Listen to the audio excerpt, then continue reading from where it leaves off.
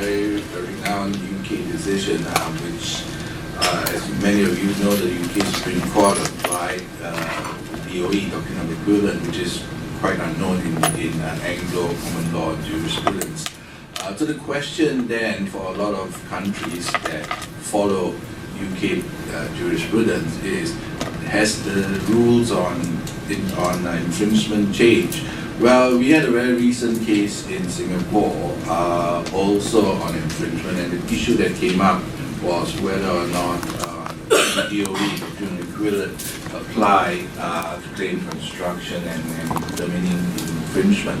Our apex court categorically ruled that the doctrine of equivalent does not apply in Singapore for the very reason that, well, two reasons. One, it is set out in our Patents Act, and a similar provision is also found in the UK Act and a few other patents legislation that adopt the UK Patents Act, that the claims are to be interpreted in accordance with the specification and the drawings.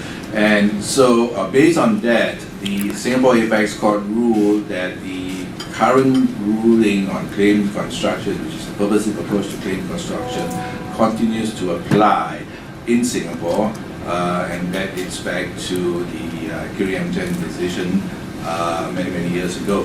And they all went on to comment also that the doctrine of equivalent has no place in determining patent infringement because it leads to uncertainty. It leads to uncertainty as to whether or not an entrant will know whether it infringes or not. It leads to uncertainty because lawyers will not be able to advise their clients with some degree of confidence whether or not there is or there is not an infringement. So those were some of the peripheral reasons the Apex Court ruled why doctrine of equivalent does not apply in Singapore. I am not aware of whether there are any other such common law decisions in India, Malaysia, Australia, New Zealand that have dealt with this issue.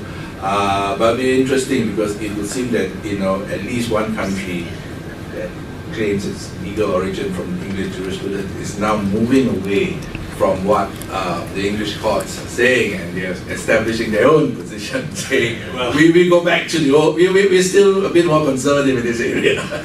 I would not say that the English court they didn't use the word doctrine of equivalence. They just say they followed the German Federal Supreme Court and the Upper District Court of Düsseldorf. It's the same ruling that they had also in Britain for Pharma patents some years ago, the direct product of a process. It's also protected, obtainable by this process. So if it comes directly, unequivocally from this process. And here the English High Court followed the rulings of the German Imperial Court from 1916 and 17, which I found very fascinating. This was a decision in 2003. So they follow it. They try and say in Europe, but you can say better than me on that, but all the judges are trying to get a sort of harmonized, not 100% harmonized, but a sort of similar approach under consideration of our national traditions. And that's, I think, the reason why our English colleagues would never take the term doctrine of equivalence. Maybe the Scottish colleagues, because they have a different jurisdiction.